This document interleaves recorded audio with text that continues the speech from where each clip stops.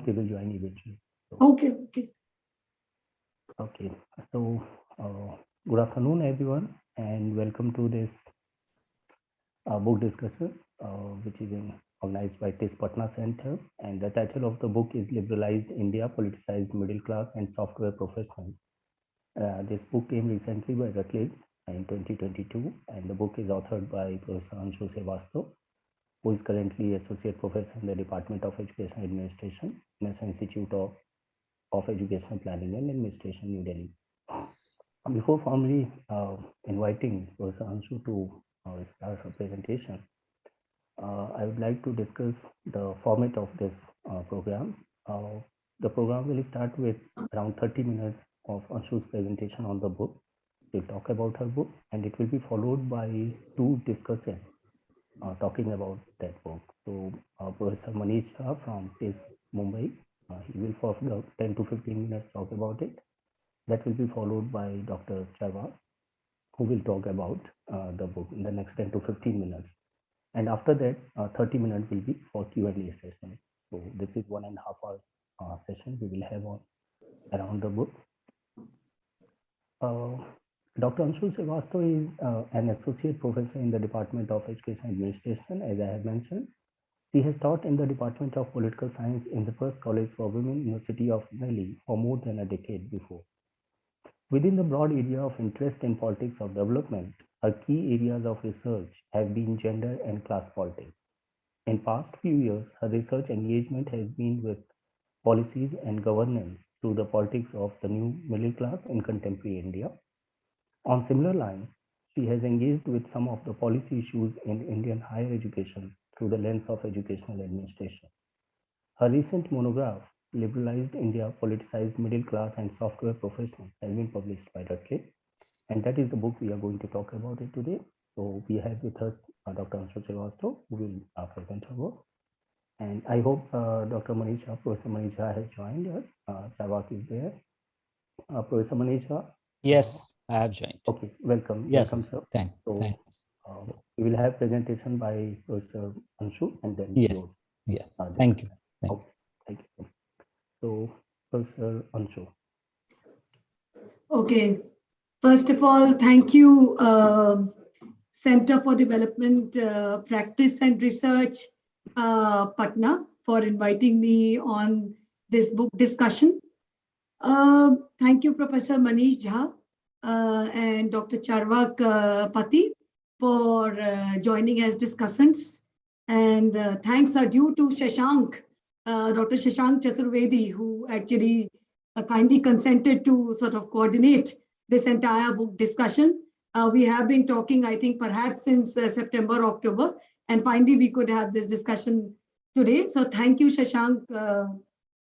Let me just, before I present the book to you, or a presentation on the book in the form of a PowerPoint presentation, let me just put a disclaimer straight away, because in 30 minutes, summarizing the book was really a challenge.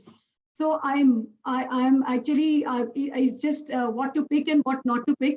So I'm actually, I thought, so I think perhaps to my mind, this PowerPoint presentation could have been a little more, chiseled, but let me see if the efforts bear fruits with the audience.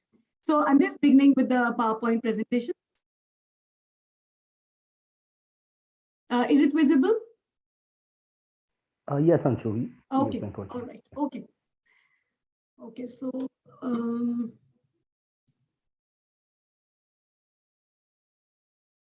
Yeah. So this is the book, obviously, which is being discussed today. So let me just briefly give you what I wish to speak in this presentation. So this presentation analyzes the class phenomena through a close study of metropolitan middle class in India, the software professionals, supposedly emblematic of the new India. This term has been used by Carol Upadhyay, who has also worked on the software industry for more than at least, I think, 2 decades, or at least close to 15 years. And otherwise internally differentiated and heterogeneous group, the new Indian middle class often unifies itself to shape socio-political discourse that affects politics and policy making from domestic to international affairs. It discusses the new middle class as a political category and their engagements with the state, democracy, political parties, issues of gender, basic necessities, and social justice. Further, it discusses their social action and middle class activism for issues such as environment, cleanliness, corruption, particularly highlighting its presence in the private sector and electronic media. Why I just wish to emphasize on the point that when we speak about corruption, and when this idea actually emerged in my mind, this emerged after the Arvind Kejriwal's India Against Corruption movement that I thought to, and with the presence of many CEOs and software professionals in the protest site, in the demonstrations, I began to think that, well, what actually surprised me was the presence of software professionals in these protest dharnas who are otherwise not seen, to be in this form. So that was the point where I began to question and began to sort of think as to what is really going on. So also I wish to state that corruption is usually seen as something that's there in the government, with the public institutions, with the government. What has not been spoken of about corruption in India is its grievous presence in the private sector and electronic media. I think perhaps in the last 7 to 8 years, we have seen how media, scholars like Pamela Philippos and others have talked about mediatized, images, and how media has changed the shape of how news is traveling through drawing rooms and to rooms and to houses, right? So there is a critical intervention of the presence of the media, and particularly the electronic media, which is apparent. And I think some study also needs to be done on, and in fact are being done, and I think one needs to really map the role of the private sector, the role of corruption, and the kind of corruption that's prevalent in the private sector and electronic media. So let me just briefly begin about what are the theories of middle class and politics. So if I may choose to sort of put, or let me say, I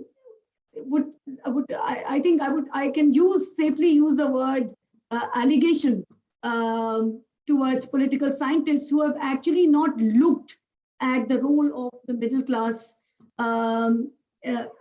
for democracy or for any kind of the political formation. So the theories of middle class and politics have been largely attempted by sociologists. So the most important contribution of Marxism to the concept of class is its emphasis on it being a relational. So the first contribution is, of course, the Marxists being a relational or social category. Trotsky further pointed out that the significance of the middle class in political democracy can be derived from the fact that self-consciousness of the middle class influences the form taken by bourgeoisie rule, whether authoritarian or democratic. His insight on middle class serving as a crucial social foundation for fascism or liberal democracy can be extended to today's time, according to Achin Vinayak. Now, one set of scholars have been the sociologists, particularly the Marxists and some others also, post-Marxists also, like Bourdieu and others. But we can just have a look at beyond the edgy boundaries drawn by Marxist scholars on the distinction of class, Pierre Bourdieu denies the compartmentalization of social class and argues that class is defined through assets like social and cultural capital, which the agent possesses. Eric Wright viewed the middle class as occupying contradictory class locations, being both beneficiary of capitalist mode of production and simultaneously being part of proletariat, as they too had to sell their intellectual labor for wage. So within political science, only the earlier perhaps Marxists mapped the role of the middle class, or what is the, or rather delved on the idea of middle class. If I see India, it was Aurobindo who actually spoke about, who actually used the term middle class in the late 19th century. And to approximately the entire early 20th century up to Indian independence, it took about almost 61 years for the first book to be published on middle class, and that was by B.B. Mishra, Professor B.B. Mishra, who again, once again, was not a political scientist. So yes, so political scientists really need to, I think, engage, and that is where I'm sort of coming from. My parent discipline being political science, I thought that the middle class has been a relatively ignored area. In fact, it has been quite an ignored area, and that there needs to be some kind of study on this. Okay, so let me say what has been the historical background of the middle class in India. So in the pre-independence India, as a class created as interpreters between colonial rulers and the governed, the Indian middle class has existed in congruence with the state, occupying vital positions in administration. So scholars of history, such as Harjot Oberoi, Bipin Chandra, Sanjay Joshi, Tanika Sarkar have actually looked at, on this kind of, have reflected on this kind of Indian middle class. Since independence, the middle class has obviously undergone a major sociological change, and as they live in independent India, which affected their social, political, economic position, reaping, and if I transport it to post-91, they also reaped benefits of liberalization and globalization through education and employment. So if I look at post-independent India, B.B. Mishra, classic study on middle class can be referred to. And if I have to transport myself in the post-liberalization era, then Sridharan, Pawan Verma, and some others can also be referred. So what are the approaches to the study of middle class?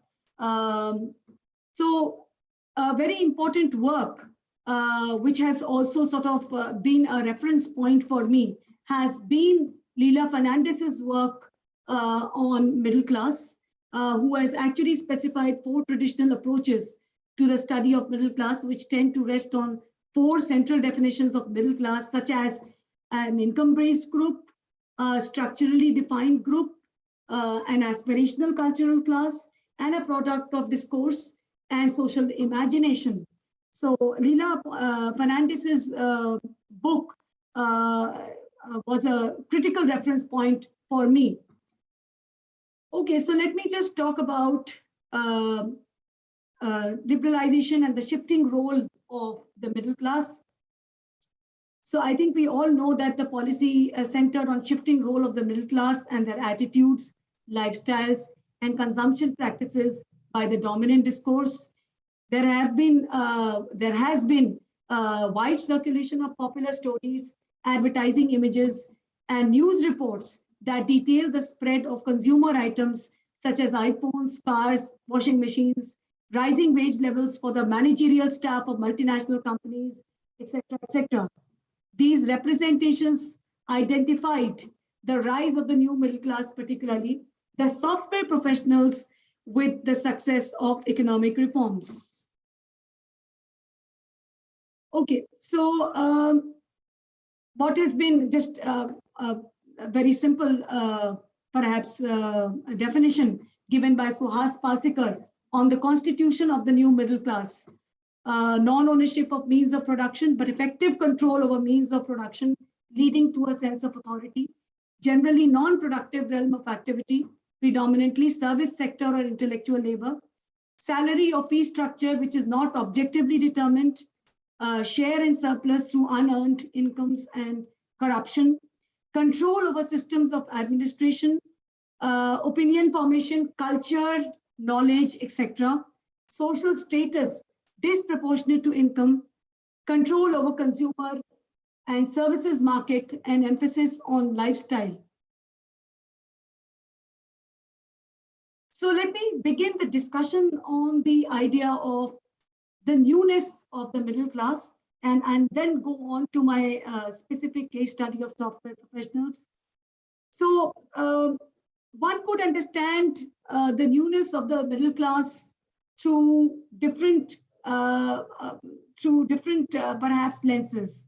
So a very loose understanding of the new middle class is that of individuals who are fairly above poverty line, having a sufficient amount of discretionary income. Some scholars also claim that newness is about their employment in the new service activities brought about by the liberalization, privatization, and globalization policies. There are some other scholars like Das, Jeffelot, and Van der Veer, who view newness in terms of socially inclusive middle class that has transcended traditional caste barriers, leading to homogeneity of the middle classes by the turn of 21st century. So newness, when we talk about the new middle class, it is, there are abstract, and I would say not only abstract, but there are fluid boundaries on what constitutes their newness. Okay, so as I've already, so if I could just look at, for example, if I could just look at the residential choices of the new middle class and old middle class. So the old middle class would perhaps look at construction and, it's a DDA. If I look at Delhi, then perhaps a government constructed or a government construction, which would be perhaps preferred over others. And if you look at the new middle class, we can see that private builders which offer a sort of a lifestyle change with a swimming pool or a club or a spa or a salon or or tennis courts or a billiard table, things such lifestyle consumerist ideas might be seen as one of the residential choices of the new middle class. Is just to sort of make a distinction. As I've already mentioned, how and why this came to my mind. So it's obviously these headlines such as corporate professionals who rally. These are, most of them are from either Times of India or Indian Express. Professionals march with Anna. All these actually gave me some food for thought, and perhaps these were the real prompts through which I actually sort of took this study. And the second idea was, if I happen to speak to an auto driver in Delhi, and I would ask, what is the class that you sort of think you are in, or you are? He or she would say, I'm a middle class. If we talk about us as salaried, faculty members, or if I go to school teachers and ask them, which class would you identify? Then the puzzle comes. Then again, the answer comes as a middle class. So what is the self-identification as middle class is yet another important reason that actually prompted my research as to what is exactly the idea of middle class and the idea of new middle class. So what have been the research gaps on middle class? In the broader framework, the absence of detailed studies, in the absence of detailed studies, there remains significant research gaps owing to three very important changes. One is the process of economic and social change. Second is the specific sections of population within the middle class have remained unexplored. And that is one of the reasons why I undertook the study of software professionals or new middle class as represented by software professionals as my sample. The third is, again, as I said, fluid identities of the new segment of population. There is nothing specifically very defining about the new middle class or the middle class, and then also about the new middle class. There are fluid identities attached, and that remain as a significant research gap in this area.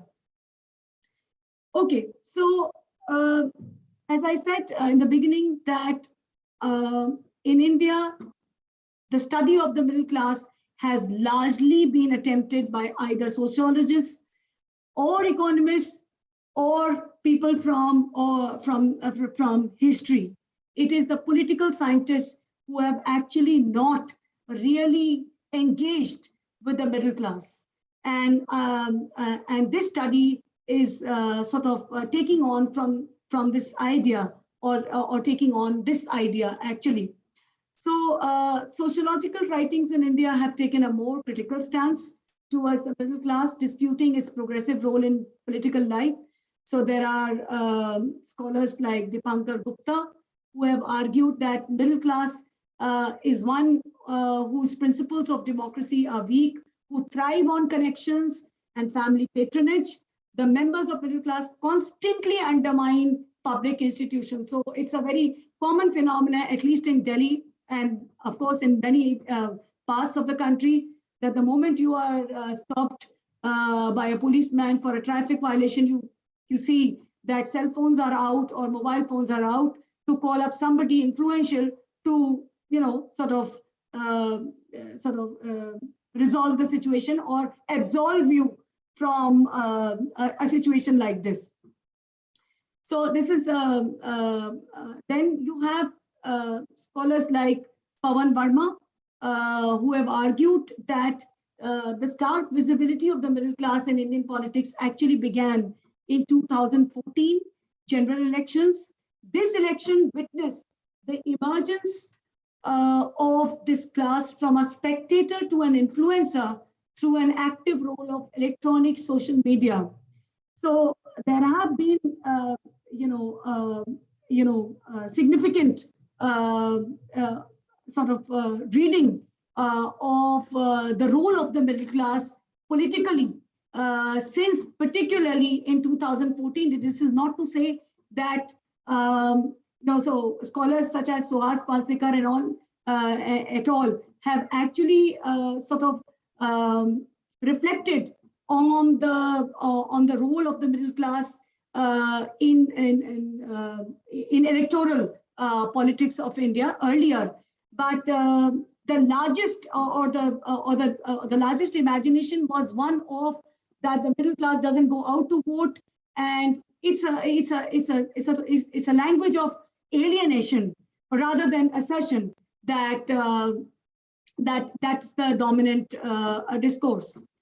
Okay, so then there are scholars like, of course, Leela Fernandez, who argue that a form of citizenship, this form of, or the politics of the new middle class does not actually rest on the formal form of citizenship, and that it contests this model of citizenship because it does not rest on electoral politics, merely electoral politics. Let me sort of put this in inverted quotes, since it does not rest merely on electoral politics or on formal legal dimension of political democracies, in effect provides a distinct mechanism that links middle classes with state power.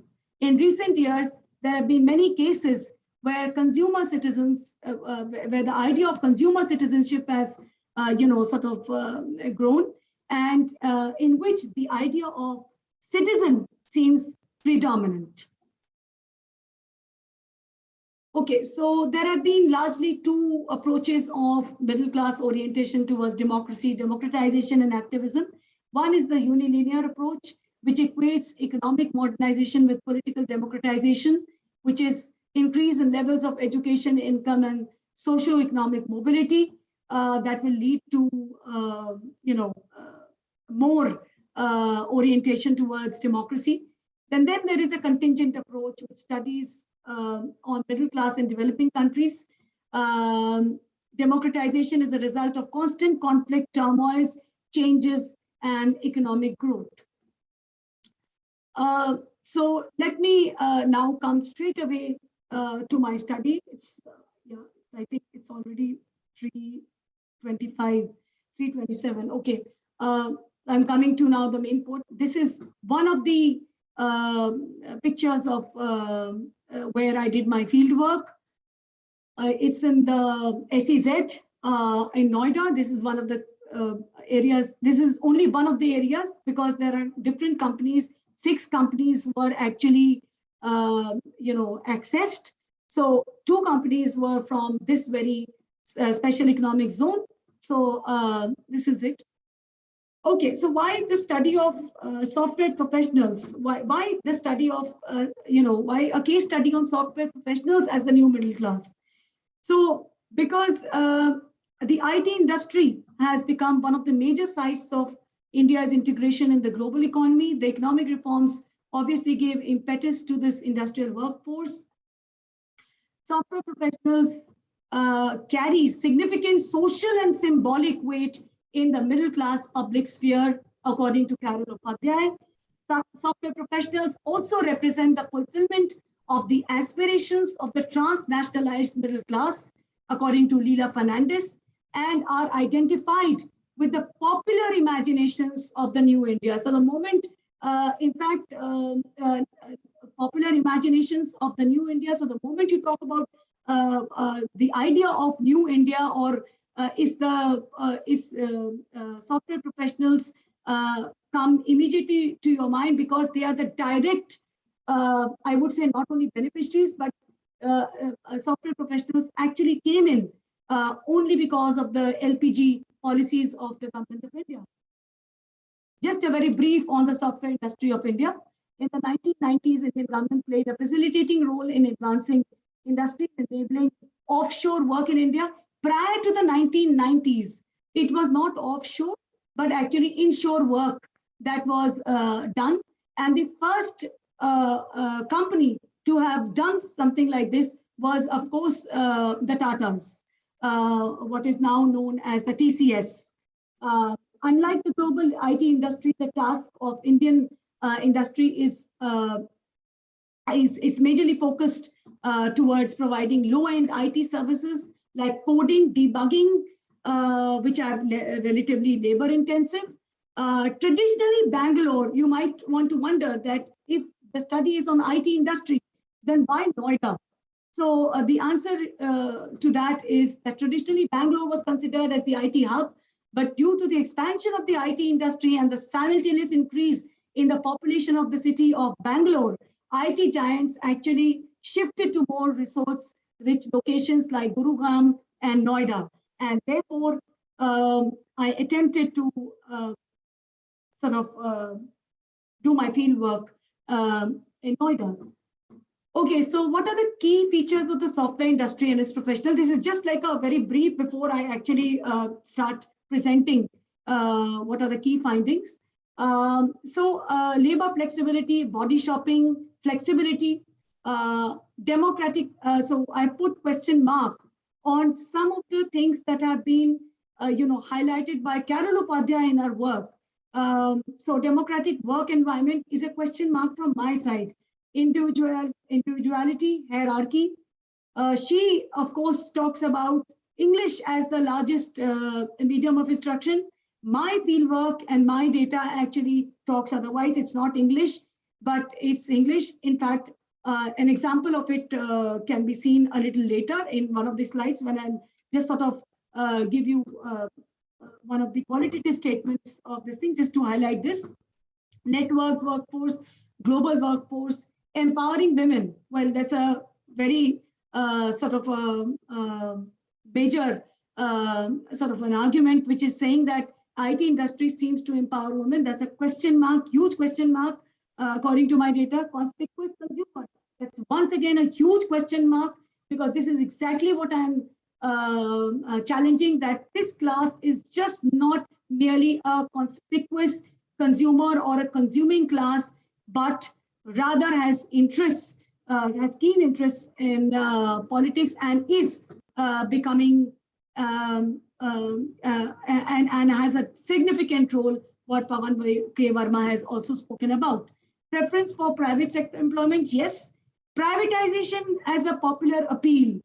Now, hypothetically, one would seem to think that because this is private sector employment and they have sufficient discretionary income to themselves, privatization would be the popular appeal. This has been contested by my own findings. And I'll sort of show you how. So on the question, so as I said, that there were about, in all, 131 surveys were done, and at least 20 qualitative surveys were done. So I have just sort of just picked in few findings to just tell you and build up the argument. There are many more tables in the book, but so I'm just sort of just choosing to pick a few. Respondents' self-identification as a middle class. As you can see, that the question that was asked was, there are conversations around different social classes, middle class, upper middle class, upper class, working class, which class do you really belong to? So you can see that about 80 respondents have said categorically, called them as middle class and not upper middle class, leave alone the working class and the upper class. Let's not even get into that.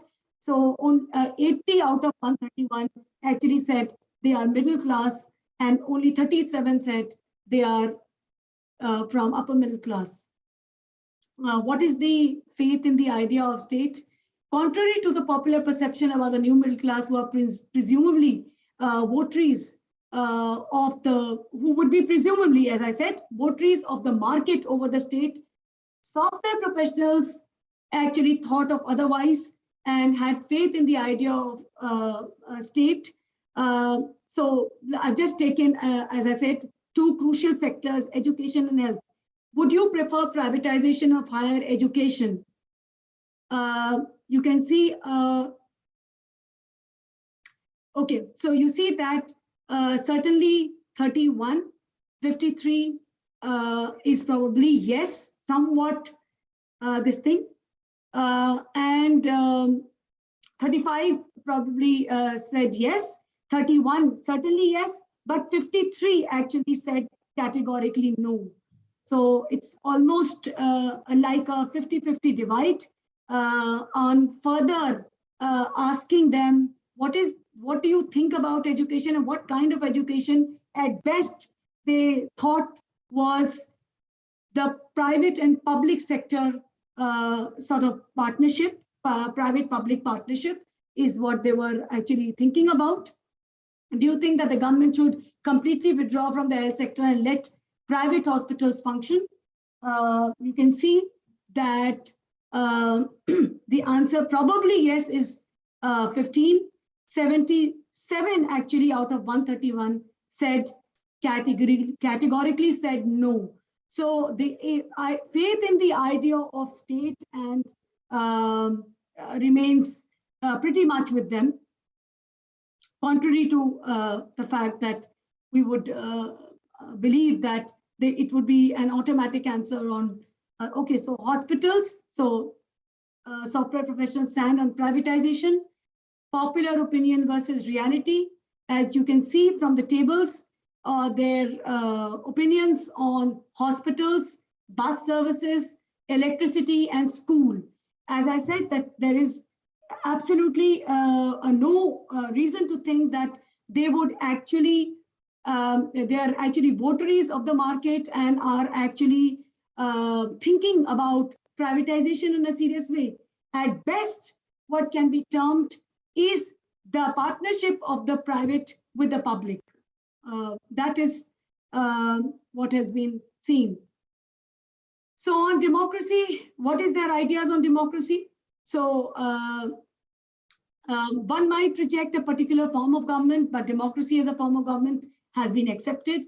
61 respondents prefer democracy as a suitable form of government. On further probing, what kept the faith intact in the institutional setup of a democratic nation, which is neither a political party nor any leadership, but the idea that democracy ensures equal rights to its citizens. Let me just point out, as I said, that it's difficult to sort of summarize the book, and it's just few qualitative statements. This says, essence of democracy is to freely express my views and thoughts, irrespective of the place. It should be encouraged so that the fear is eliminated and people tend to speak freely without fear. Interview 2, democracy in general means we are equal and we have right to elect, express our opinions, irrespective of caste, religion, language, region.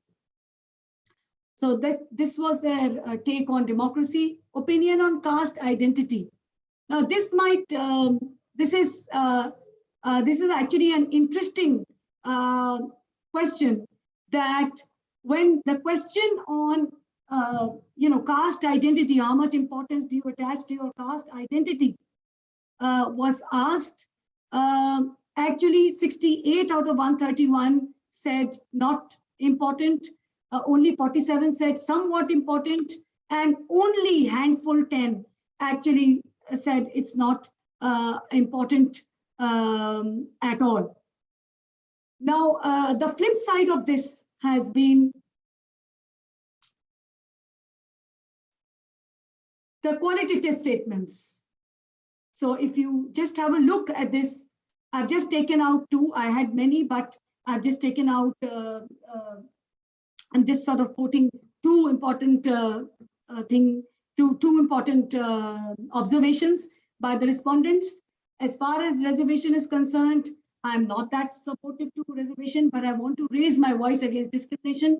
If reservation is done for a sort of discrimination, then that is not fair. Reason, someone who has 95% marks, again, it's the same kind of the merit argument that is often spoken. My thinking is that if you want to really help people, make education 100% free in India, make health services free, provide 100% what you call that medical help to all this. So you can also see what I was trying to point out towards in terms of the medium of communication. You see that grammatically incorrect statements are there. Nahi hona chahiye, merit par hona chahiye. Again, points out towards the popular, or rather challenging the popular notion that software professionals would be, English speaking or this thing. Of course, in fact, they are given language training for the same. Okay, then shifting my gear towards middle class activism. So there are 4 kinds of activism. Again, there are many kinds, but I've just chosen to highlight these 4. RWA activism, bourgeoisie environmentalism, activism through cleanliness drives, corruption, hurt to collective morality. On the question of what are the, have you participated in any political protest, demonstration, struggle, or movement? You can see that once or twice is 41, 78 never. This is to be kept in mind, that when we are getting this kind of a data, this is also this very high pressured workforce which has to meet timelines and targets in a very systematic manner. So, to my mind, if even 41 out of 131 has have expressed have expressed the willingness or have actually sort of frankly spoken that they have participated in protest demonstrations, I think one needs to also sort of interpret this in a certain manner.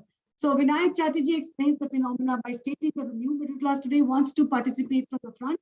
They have shed their old method of protest, which involved negotiations through debates and writing. Instead, now they can be seen on the streets, holding protest demonstrations, raising slogans, holding posters and demanding their rights. Is the new middle class the potential vote bank?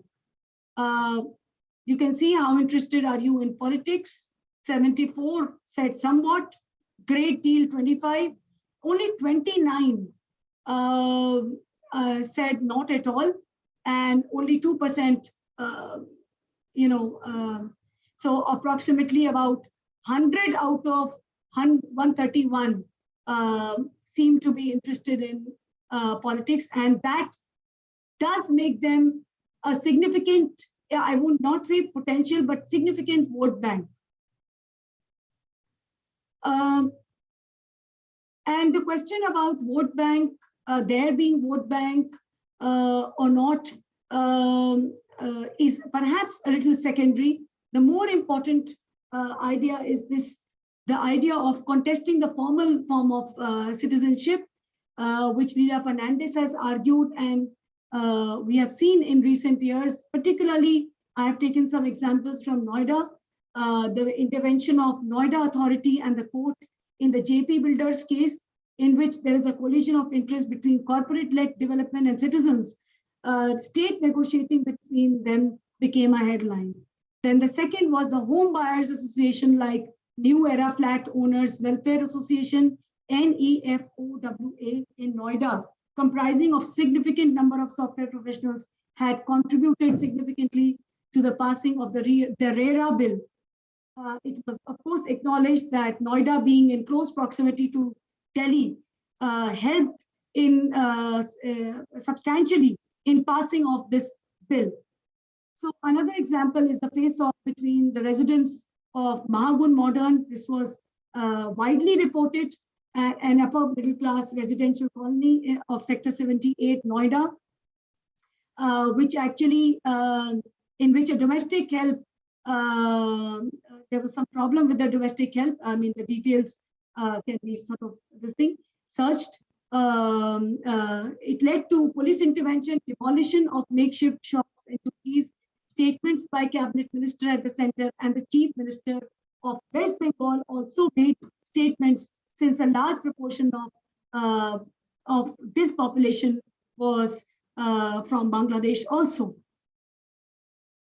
Okay, so finally, I would I think end by saying that the language of assertion and the political demands of this class are of globalizing nature, as the politics witnessed in everyday discursive, discursive, cultural, spatial, and organizational practices such as RWAs, associations, social media groups, and the likes. One could see that they have been proactive with civil society formations in order to fight for their share and get their demands fulfilled. They have also broadened the horizon of citizenship in public sphere and negotiated with the state without actually actively involved in formal politics, which actually brings me to this point that whether they are the potential vote bank or not is, it really doesn't matter so much as the contestation of formal a form of citizenship, as opposed to the language of alienation. There is a language of assertion. The reliance on the state or government to resolve their problems has significantly deteriorated in the new middle class. So yes, so that brings me to an end of my presentation.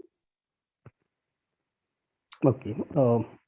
Thank you, Anshu. As I can see from your presentation in the book that some of the concerns which you have raised, we are also grappling with at the TISS Patna Center.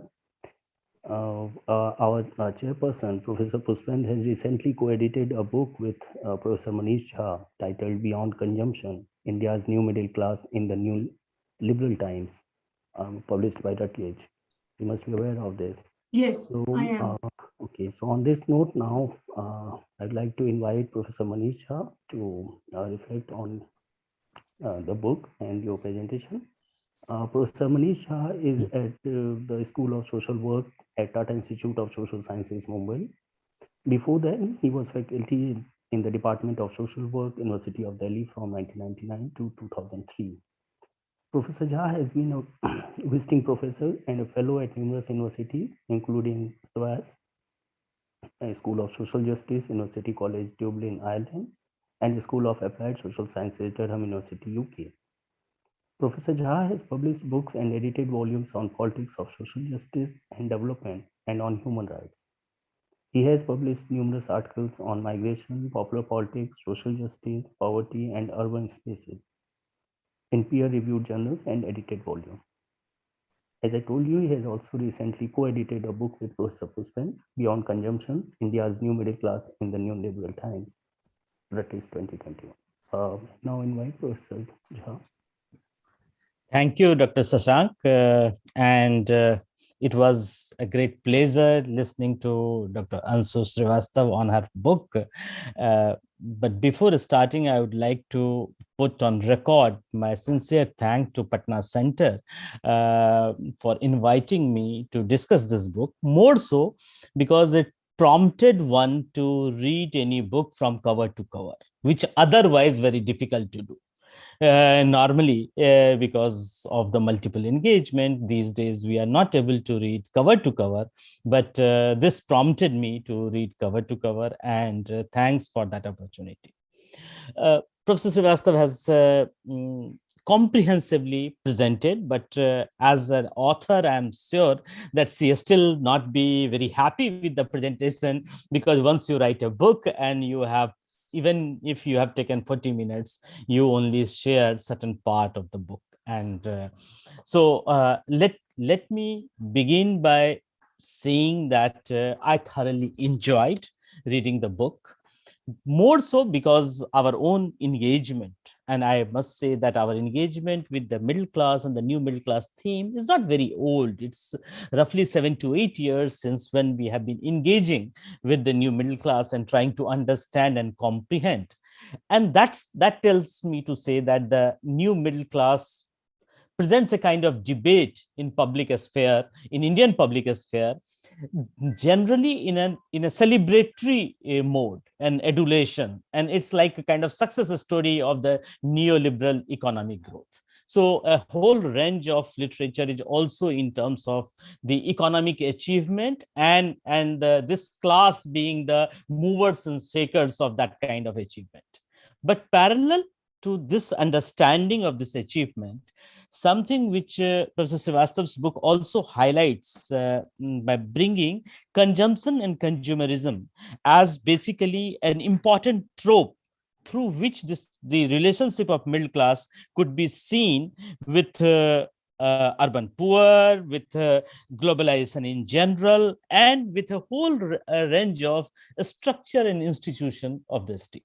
So in a way, the reading of the book makes us understand that how the class engages, uh, develops its relationship with the state, the democracy, and how it presents itself, how it presents itself beyond consumerism. So while foregrounding consumerism is something which defines this class, at another level, through its omission and commission, the class also tries to present that it is much beyond consumption.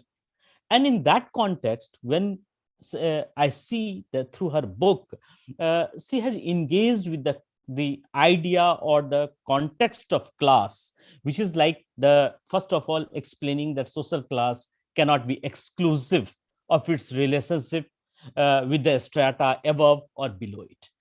But differentiation arises due to the relationship with either related to property or means of production or means of distribution. So it engages with a whole range of literature from Aristotle, Plato, Karl Marx to the more recent Tocqueville to recent one, not so recent one, the earlier, the classics in the Indian context is B.B. Misra, and much then in the 21st century, we have Leela Fernandez and Pawan Verma, Jodhka and others. She has engaged with a whole range of literature. So that is the strength of the book in terms of what it has grasped with. But this relational aspect which we are talking about, the middle class, is also tells us that if we remember, which is not quite popular in the middle class literature, but one of the community organizers in US, Sol Alinsky, once says this class that divided the class into haves, have-nots, and have a little, want more.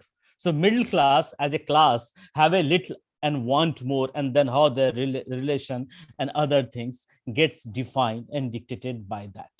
So what Professor Srivastava has brought in is also this question of the idea of civility, the idea of aesthetics, the conduct, and then what are the, in terms of the some of the qualifiers through which the middle classness operate and middle classness gets understood and get imagined in a way. And the way Suhas Palsikar and other, she has drawn from a whole range of authors to present the problem of defining this class. So as many of us who have engaged with middle class and new middle class have always realized this problem, and most of us resigned to this fact that, look, it can be experienced, it can be understood, but not necessarily defined in black and white, because there is too many shades in understanding this new middle class. And then the idea of economic reform, which the premise of this book, and economic reform looking into the liberalized situation or the liberalization of economy, and the middle class debate, how it has influenced the public sphere and the other thing. So the history of post-colonial policy in practice has direct and indirect bearing on making of this class. Now I come to some of the question which comes to my mind while looking or reading the book, is that the relationship between old and new. Old and new, why I'm saying that this new middle class, the way they articulate themselves, and the software engineers or the software professionals, the way they articulate themselves, the benefit they have received from being from the fact that coming from the families of old middle class, has sometimes either undermined or subsumed, ignored, or tried to overlook, even in terms of their ideological orientation. While Professor Srivastava's work says, which we all know, the good amount of political correctness among the class. So the moment you talk about education or health, they say, no, government should be there. You probe further that where their children go, what kind of schools they prefer, what kind of health system they occupy, you will understand that this political correctness has a limited traction and has a limited way. So that's where the hypocrisy of the class comes in. The treatment of the domestic workers and others, the service provided to them in their gated communities, clearly operates that what ideology and political correctness they present as their expectation from the state, not necessarily be part of their everyday life. So this is something which tells us that there is fault lines in understanding this class, and that's where when she made an attempt that and highlighted that while sociologist or historian might have engaged with this class, the engagement of political scientists or from a political standpoint has been limited, and that makes this book of greater importance for me. And by taking a case study of software professional in Noida, uh, so my question is that while the book also presents that software professional with its transnationality and transnational exposure and other things, uh, uh, there is a sense that the professionals in this field has an element of plurality, has an element of diversity coming from different segments. But whether this exposure, whether international exposure or cultural plurality at workplace, help in imbibing the idea of plurality, diversity, and inclusivity substantially. And I think probably the book could have delved deeper into it, because there I'm not, it clearly indicates, it clearly engages with it, but it somewhere to me as a reader, I was left wondering or wanting more, in the sense that okay, you know that they say something about plurality and diversity, but to examine that where are they coming from, how they understand this diversity, how they understand this plurality, how inclusive they are in their imbibing these ideas, is something I thought that the book could have gone a little bit. The second aspect is that what do we learn from this case study in terms of ethical nature of the class, uh, social responsiveness, uh, and a whole range of things associated with it, that in terms of vis-a-vis the policies and practice of the state and the democracy. She has very clearly engaged with the idea of democracy and the state. But while engaging with the idea of democracy and state, uh, I I wanted to know, though we knew, knowing this class and having in being having an opportunity to engage with this class and interviewing this class, their approach towards affirmative action or reservation policy, which the books brings out so beautifully, also tells us again the fault line in the understanding of the class. In the sense, many of them might have been a beneficiary of reservation policy because one generation before them, not necessarily now. Do they value it? Or if they value it, which way do they value it, is something probably the book could have thrown more light on that. The again, the idea of merit, as the author has dealt with it and questioned and very clearly critically analyzed that it is a conventional idea of merit which is foregrounding the imagination of the software professional to a great extent. Now, this the articulation of merit in this manner, the articulation about affirmative action policies or reservation policies, clearly tells us that their idea of democracy and their idea of a state also revolves around law and order, infrastructure, and those kind of things. The more you go deeper in the policy arena, the complication about where do they stand vis-a-vis the substantive aspect of democracy, or the nitty-gritty of democracy, or something which is the beauty of the social justice framework of the democracy, is something which tells us that probably we require to understand this much more clearly, that what is there to understand this IT professional and their politics. Because the reading the class politically, as the title suggests, clearly say कि जहां भी vote लेना होता है वहां reservation policy कर देते हैं, या reservation should be cancelled everywhere. I think particularly reading the book tells me that while I value the the background of the author coming from political science and therefore engaging with the idea on democracy at some length, and the state at some length. But I would say that unpacking of the state vis-a-vis what people comprehend and relate with would have helped more, rather than too much of elaboration on the nature and character of the state. So interviews depict a sense of Indian democracy that has been betrayed by the state, and the typical Rajni Kothari kind of putting a state and democracy as contradictions and looking at that how it affects. But what are the qualifiers? What makes them to say this? Is this because of the affirmative action? Is this because of coming of non-elitist and non-dominant caste in public sphere?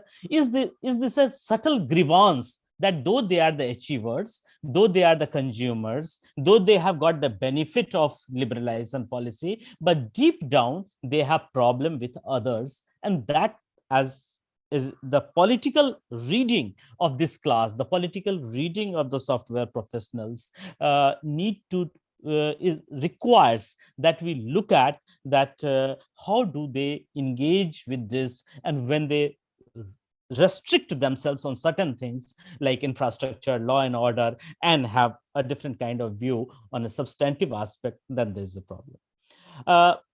I would have loved, again, wishful thinking, and any author, we know that author can do this much and not more, but the reader can expect certainly more. That's where the reader is. So I would say that what do they think about social protection program? What do they think about social security, food security? What do they think about beyond political correctness? What I'm saying that if she would have asked a question, the answer would have been probably that is a very good program. It helps people, it helps poor, but beyond that, the moment you put it in terms of tax, state burden, subsidy, more unpacking, more revealing, more clarity we get from the where do they stand. So in terms of that, which I have, and the last part of my view about this entire thing is that I often feel, and like the way Professor Anshu has said, that even people like us started engaging with the middle class with the India Against Corruption time, when we started looking at that, okay, what is going on with this class and what kind of changes is happening. A class which otherwise looked not so influential, not so involved, all of a sudden it seemed that they are involved, they are thing. And they even say that they love social movement is very good, yeah, but what do they understand about social movement? I would have expected, because when they say some civic action, some political action, fine, but is it the restricted understanding of movement? I would have loved to know that beyond this kind of India Against Corruption, what do they think about anti-CAA movement or Naxalite movement or slum dwellers movement, things like that. So what do they think about Nanda Bachao Andolan? Which position development versus a kind of or an ecology, an environment, and that kind of thing. These involvement would have unpacked their political correctness. Their movement bahut acha, bahut, it's very good, very fine movement hona hi chahiye. But what movement? What then you say, and how do they understand movement, and a whole range of things. So basically, beyond it's understood. Beyond the well-being, the affluence, possession, and consumption, I would have expected, probably. Sorry if I have missed, but if Professor Srivastava has time, that I would have. I wanted to know more about the caste composition of the respondent. Caste composition of respondent, one or two narratives that you have quoted of a Yadav respondent or somebody is fine, but in order to understand why so, that then you get to know that how affirmative action, how merit is being. So even if somebody in this sector, anybody who is in this sector, most of them, all of them are not are not through the reservation policy, because it's a totally private sector. But yet to know that how do they look at merit, how do they look at the benefit which one generation prior to them might have got, and a whole range of other things, tells us that to engage with the both, because the strength of this book is politics, if you ask me. I read it not for the software professional. I read it not because of India against corruption. I read it because it was a it promised a political discourse, and it to a great extent succeeded in providing some of the ideas around the political conundrum around which we are dealing with this class. But what left me wanting more is more politics, and complex politics, which could have tested this class beyond surface, scratching more and knowing more that what lie ahead for this class in this sector. And with that, I would like to once again thank the author to taking up this idea of politics into the discourse of middle class, and through a sector which is a very important sector to understand at the end what is your politics boss. So that is something which is important to unravel. Thank you very much. Thank you. Thank you, Professor Jha, for your insightful comments and casting more light on this book. Now I would like to invite Dr. Charwak to make his presentation. Dr. Charwak is faculty at TISS Patna Center. He did his doctoral dissertation on labor politics in the automobile industry from York University. He has published in areas of alienation and migration among auto workers, bonded labor, and the politics of labor reforms in India. Currently, he is working on production relations and everyday life among weavers in Bhagalpur, Bihar. Dr. Chava. Thank you, Sasank. I would like to say that I enjoyed reading this book. As Professor Jha has said already, that it's not often that you read a book from cover to cover. I specifically liked chapter 4 and 5 about politics and activism, discussions around those areas. I would like to begin by admitting that I have not worked in this area. I have not read a lot of texts on middle class politics, middle class sociological studies, otherwise. So my comments and questions are going to be perhaps very elementary or basic. Some of them may overlap with already what you have said, presented, and with overlap also with what Professor Jha has already flagged. So couple of things, it could, there are questions, comments, some of them are I'm just curious to find out your thoughts about it. So I have written down a couple of them, so I would like to read them out. You talk about internal diversity of the new middle class, right? And rightly so. Heterogeneous category with many layers of differentiation, upper middle class, lower middle class, and so on. The diversity that you're talking about is also reflected in their views, opinions, and number of issues such as state, social movement, participation in political affairs, or if I may say so, in public sphere. So I was wondering, what is, if we call these diverse groups of people as middle class, right? I mean, consumption is the underlying principle. Then what is holding this class together?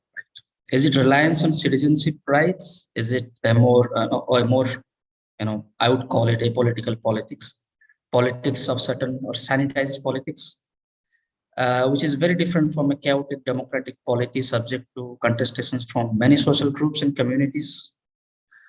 Or is it ideology of New India that is holding this class together, right? Is consumption the only basis? Because your book suggests that the new middle class revolves around specific notion of consumption, which we can call conspicuous consumption. You have dealt with this idea, but I wanted to just know more about it. So is production completely out of the picture given the international division of labor that exists in software industry? Right. So software professionals in India have specific things to do. The second question that I have is about you talk about the professionals, this new middle class, equating ethical behavior and morality with the free market economy. In one of these chapters, I think you have pointed that out. Where Nandan Nilekanis, Narayan Murthy's are considered as epitome of a new India. But at the same time, in some of your interviews, talk about or favor state intervention in health and education and so forth. So how do they negotiate with this contradictory position? I mean, if we go by Eric Wright's definition, right? Because state intervention won't stop with education and health, but will also extend to corporate tax, employment opportunities, welfare provisions for the poor. And this class, so far as I have understood from this book and my personal interactions and so on, has not taken kindly to these issues. So, I mean, how do you look at it, right? Governance, corruption-free administration drove the Anna Hazare movement. I mean, Arvind Kejriwal was part of this movement, formed a political party, came to power. In I think majority of the interviews you have quoted or some of the narratives. At one point, you suggest that they are not very favorably disposed towards this government and party. I'm a little intrigued by that because. I mean, I could have read that statement wrong, but I think you could explain it a little more. Because ideally, Aam Aadmi Party and Kejriwal should represent for this aspirational group of people who want politics and development to do with caste-based mobilization and work on issues such as development and infrastructure.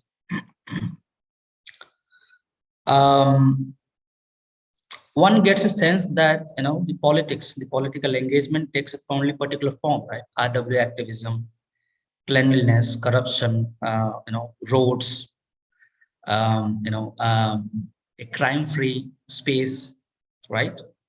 Why does it take this particular shape, particular form, that politics, right? Discrimination or exploitation or state repression of social movements hardly get any attention from this class. There are exceptions, but as a class, it has a very benign view of the state. This class has been a creation of the private sector, but still holds a very benign view of the state. And when it comes to the relation between state and masses, by which I mean mostly poor and the marginalized sections of society. You've talked about gender. You've touched upon the issue of caste. I was also wondering if you had the chance to talk about or think about or ask them about the religious worldview of this class and how it aligns or how it goes against its interaction with politics. That is something that I would have liked to, like this book to talk a little more about it, right? You have alluded to a number of issues, right? But a deeper probe could have helped the reader to form an opinion about where does the middle class stand politically, right? For instance, you give this quote from Trotsky, right? Or cite Trotsky on middle class and fascism. Well, I'm not using that word in an Indian context, but would have been interesting to see how this class political views play out in the context of contemporary India, because I think the book is pretty recent. You have also talked about the 2019 elections. Of course, 2014 is there, right? So how do they look at the emerging politics, the software professionals? It would be really useful to know more about it. Do you think it has become a bastion of political conservatism, despite operating in a globalized economy driven by mainly liberal principles? You talk about, Partha Chatterjee and Sudhita Kaviraj, their views on passive revolution and so on. They talk about historical block, and you also quote Chatterjee on that, right? How do you look at the current position of the middle class? are they part of and essentially follow the historical bloc or the leaders of this bloc, right? Or in simpler terms, current configurations of power led by neoliberal ideology and a more authoritarian polity, or they still try to, in their own uneven ways, maintain their autonomy, right? You talked about this interesting thing about this, what happened in Noida Sector 78 between the gated community and the slum dwellers. Somebody was, one of the employers was accused of kidnapping a domestic helper, holding them hostage, and the minister intervened in favor of the the owner and so on. There was a lot of police action against the slum dwellers, in fact, right? It's this conflict is interesting for a number of reasons. On the one hand, we have people like Politicised, right, talking about political society in a similar context of some others who do not derive their power from citizenship rights. And then we have this class which relies on citizenship rights and civil society activism and so on.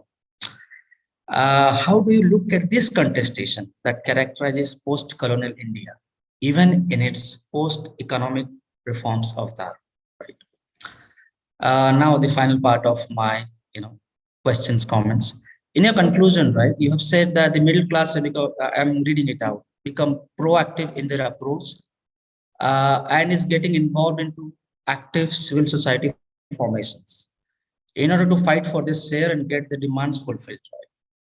As opposed to the language of alienation, which defined earlier middle class politics. The middle class politics, the new middle class politics, shifted to a consumer citizenship approach, where the reliance on the state or government to solve their problems has deteriorated.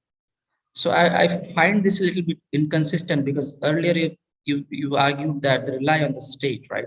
They draw in their citizenship rights. And now that you make a case that reliance has deteriorated.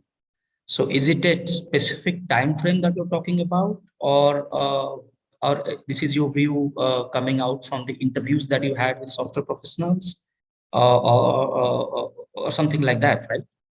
So what are the implications of this generalization? I mean, if it is deteriorating trust in this state government, so on, a more democratic government, a more centralized state with more authoritarianism, which is not subject to multiple claims by varied social groups in a heterogeneous country like India. So I'll stop here. I mean, Professor Jha has talked a lot about the merits of the book. In a way, you have sought to restore agency to the middle class. Right? You talk about political engagement. So I will not go into the merits of the book and so on. So these are some of the issues that I thought I should highlight, and I would love to hear your views on this. Thank you. Thank you, Chavak, for your critical comments and barrage of questions which you have put. So now I would like to request Dr. Anshu to respond to these two discussions, and then we will open the floor for the question. Okay, thank you, Professor Jha and Dr. Pati, for your actually very, very, I would say, deep reading of the book. The questions are absolutely penetrating, and I have answers to some and don't have answers to some others. So let me begin with Professor Jha.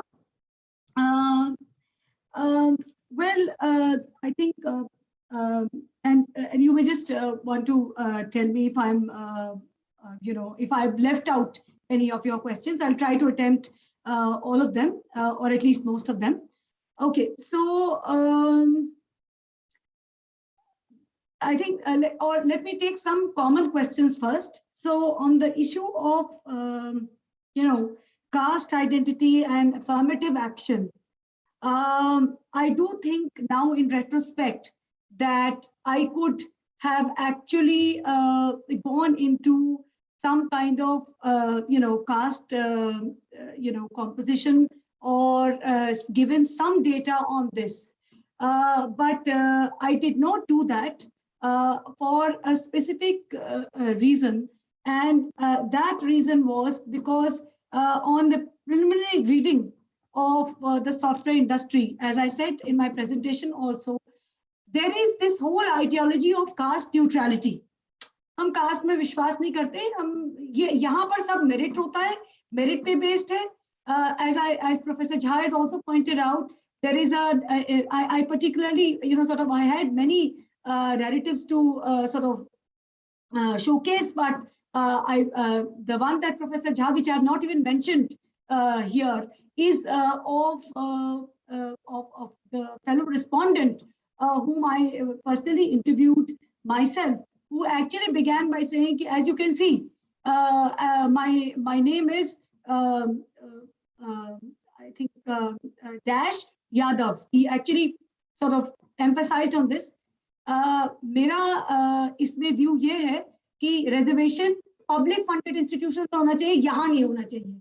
So there is a very clear-cut notion that here there is only merit, there is only caste-neutral environment, there is no favoritism based on from a particular caste or B particular class, because they don't recognize caste as a category while in the recruitment process. I mean, there is no column of caste, so to say, if I begin from there.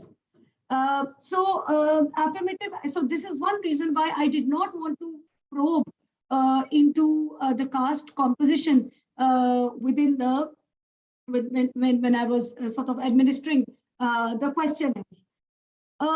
Second is with regard to the idea of, as I said, Professor Jha, plurality and diversity and inclusivity.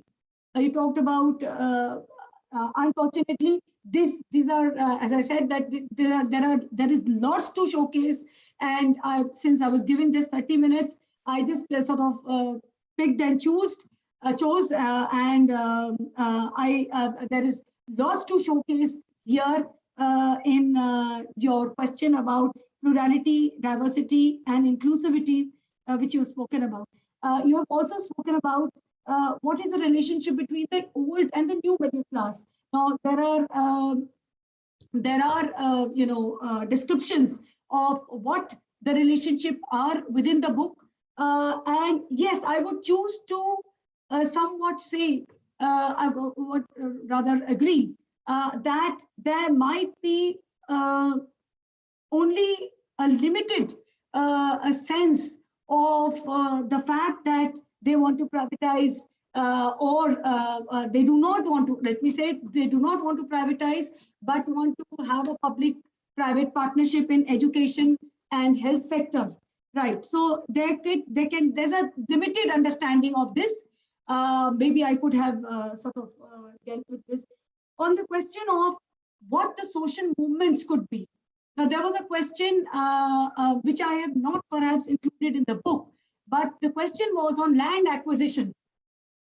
Land acquisition, you wanted to perhaps, so there was a question on land acquisition, and I think on that, at least 70% of the respondents said that that the land should be acquired with the consent of the farmers. I mean, the question was somewhat, if I remember correctly, was whether land acquisition can take place forcibly or not, or do you think consent is an important angle, or consent is the important basis for land acquisition?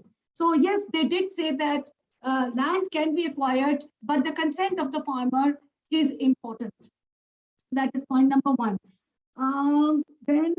So understanding social movements on their aspects on food security. Yes, there was no direct question on food security per se, and many others.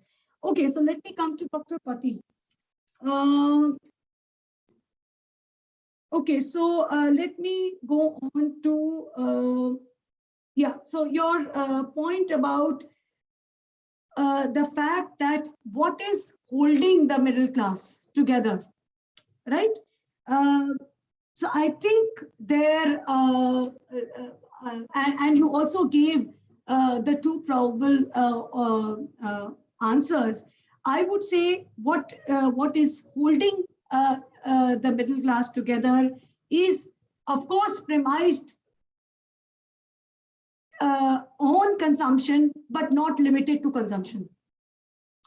it is premised on the idea of consumption. You could sort of define them on the basis of this thing, but not limited to this. So I think the answer is that the politics or the engagement with politics is somewhat one could see as holding them together. Now, what I think you also wish to know what is, since this data was taken in 2014 and 15, just in the first year of Modi government, it might have sort of intrigued you a little how they were not talking very positively about the Aam Aadmi Party. And the fact that it is the same class which actually voted Aam Aadmi to power, right? So I think perhaps because this data was taken in 2014 and 15, some bit of it would be related to the Modi government coming to power. In fact, there were questions on Aam Aadmi Party separately and the Modi government separately. There were two different questions on them. And so there was a sort of I could now, in retrospect, make a relational analysis that because, both questions were asked one after the other, and the fact that this data was collected in 2014-15, this response was sort of in relation to the Modi government coming to power. Yes, in the end, you also spoke about the consumer citizen, yeah, and the relative decline and deterioration. So what I'm saying is, what I'm trying to argue is that with the increase of privatization, you have more the expansion of the private sector. Pratap Bhanu Mehta has actually reflected upon the idea of ever expanding private security. So now even in public funded institutions, you have the idea of private security, and you have private guards, you have private security, you have private sector employment, and the expansion of the private sector overall. So what I'm basically trying to argue is that the faith in the state is intact, but the reliance on the faith, reliance on the state for these set of services has seen a relative decline, because you have now an alternative of let me say on say law and security and other things like that. So what I'm saying is, now I'm saying the following: the faith in state and democracy remains intact, but the reliance, the practical reliance on the state and its services has seen a relative decline. So if you see, for example, even if you go on to make a simple passport, or not that I want to eulogize the digital bit, you are now, with the government now talking about a single clearing window and the great digital India, which of course we can critique with the idea of digital divide. There is a certain sense of lesser reliance on other kinds of agencies of the state. So I think on caste, I think yeah, and Dr. Pati has also spoken about religion. Yes, that is definitely, I haven't really engaged with religion. I didn't want to, and yeah, so I haven't really done that. So I think as far, I think to my mind, I have answered most of your questions, of most of the questions of Professor Jha and Dr. Pati, if not satisfactorily, somewhat satisfactorily. Okay, thank you, Anshu. Now the floor is open for Q&A. So those participants who want to ask questions, they can raise hand, and then we will call their name one by one.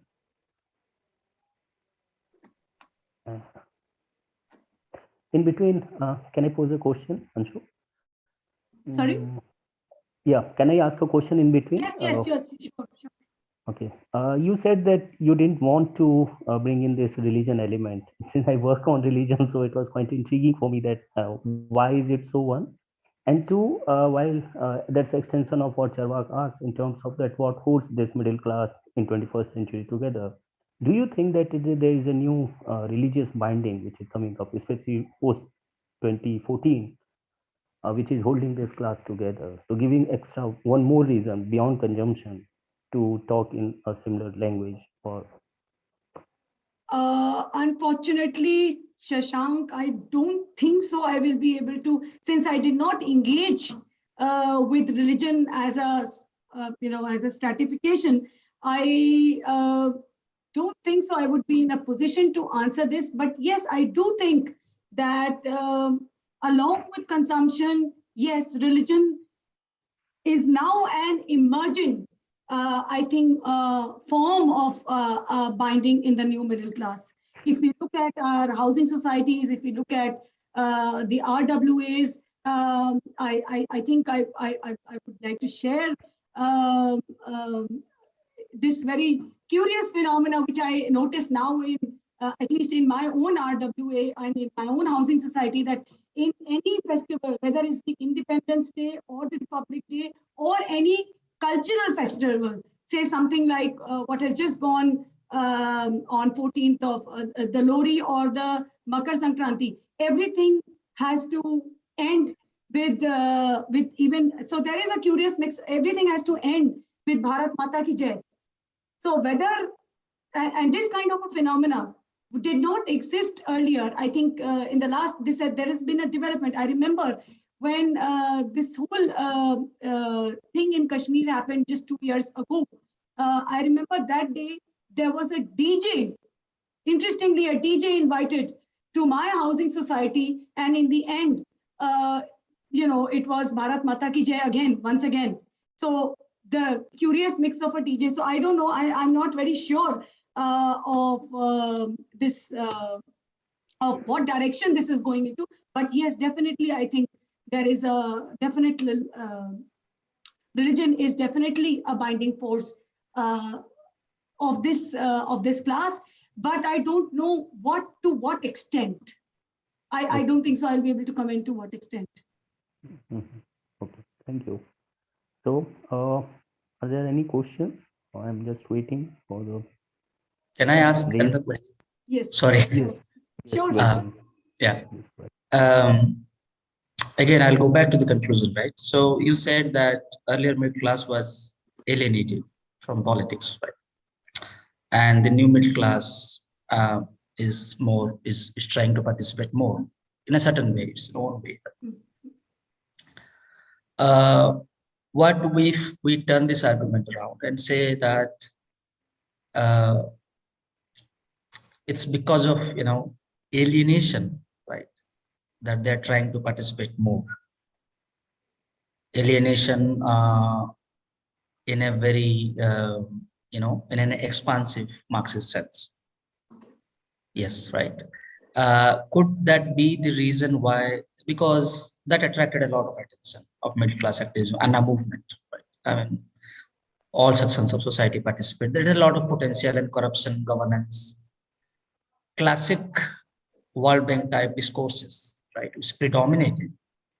Of course, it had its resonance in everyday life, life of citizens in bureaucracy and so on. But there's a lot of emphasis of World Bank and IMF, good governance and so on, which is keeping politics away from a lot of these contestations. So that attracted a lot of attention of middle class activism, and IT professionals, I'm assuming that not very different. So I'm just trying to think about it because I don't know.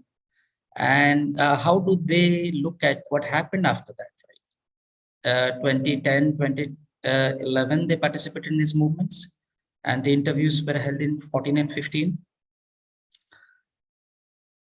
I mean, to my mind, none of those promises of a Lokpal or scam and jailing people and the Vadras and so on materialized. What do they think about it? What do they think about their own politics? Are they even beginning to reflect upon that they might have gone wrong, or they still think that enamored of this idea of do you see any sort of disenchantment among them? I mean, that's what I wanted to know.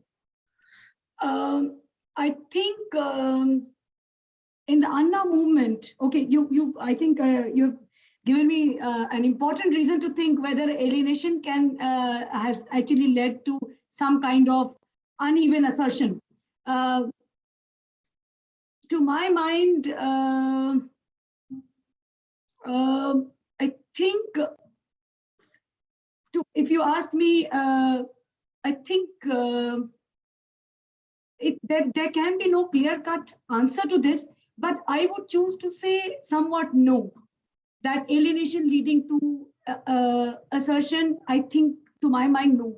Second is you're saying that Lokpal actually never materialized, but education in Delhi, the schools, the education, the schools in Delhi have improved marked in a marked manner.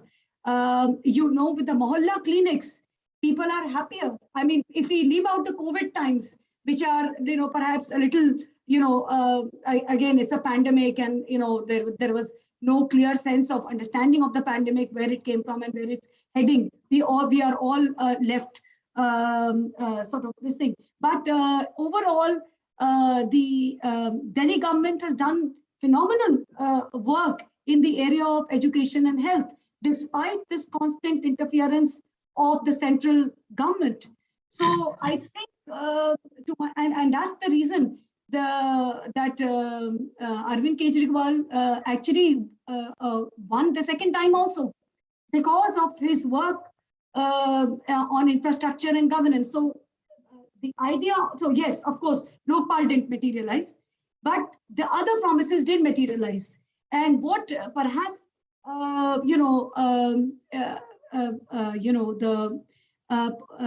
the everyday, the engagement with everyday lives of the middle class, I think our government has been fairly successful in doing that.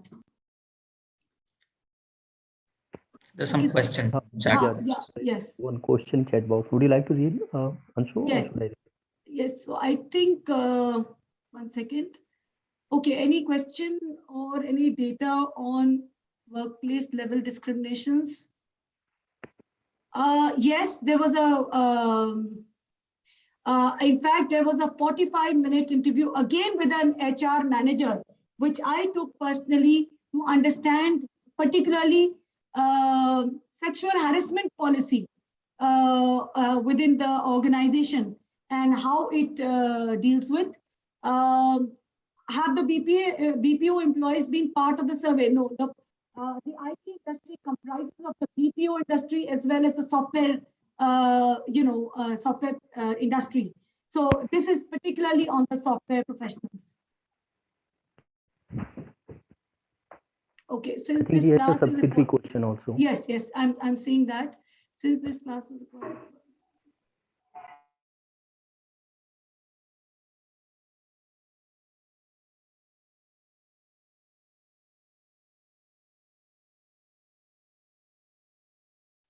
could the question be explained a little bit? If somebody can just SK is from the question is not too clear.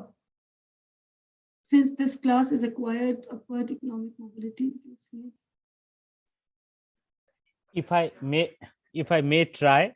Yes. To explain it, it's basically saying that they have got an upward mobility, and is there anything called caste neutrality in this society, where when you say that there is no affirmative action or anything, you got the benefit and you have entered in a domain, and you are saying caste neutrality. So is it caste neutrality, or is it ignoring caste, the reality of caste?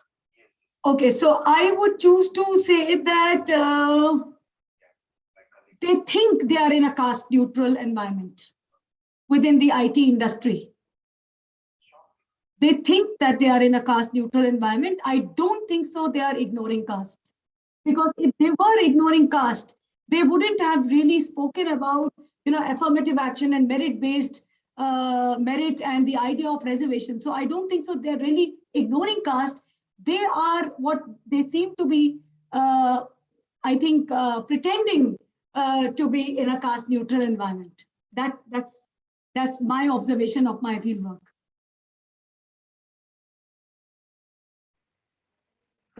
There is one question by Selu.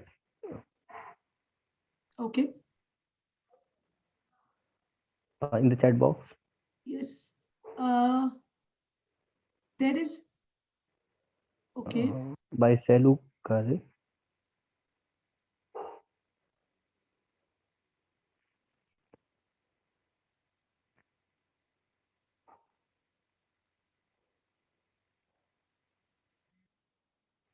I think I've attempted all, Shashank, to my mind. Okay, there is this comment by Shaurya also. Yes, that I can question. read. Yeah. Yes, it's a question, I think. Know about the views from women respondents that you interviewed and how different their analysis was in your view.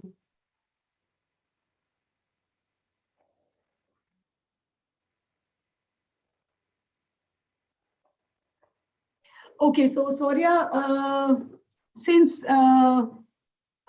this survey particularly had some women respondents, but I have not really segregated data according to gender, on grounds of gender.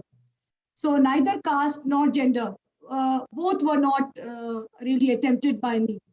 But if you want to know anything other than this, then so I can't really probably say that these many women said this on this.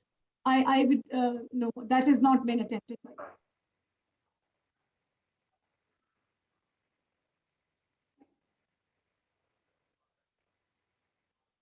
Okay, any other question?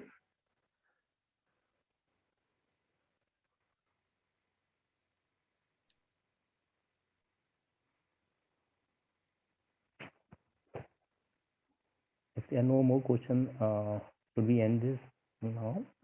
There is normal. Okay. Okay.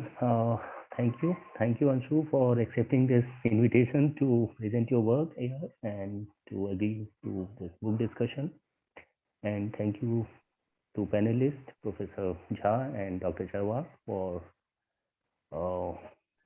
giving this insightful comments on Anshu's work. So I'm sure we all are better placed as we were 1.5 hours before this. So let's hope that new work is coming out of this and grappling more about. And I hope that religion will be taken into consideration in future work by talking about middle class. With Sure. this, thanks to all, and thank you, Tiss Patna Center, Professor Puspend, our chairperson, who agreed to conduct this, and thanks to our program officer, Neeraj, and our office staff help, Mr. Mukesh. So with this, bye to all. Thank you. Thank you. Thank you, everybody, and thanks to the author to for giving us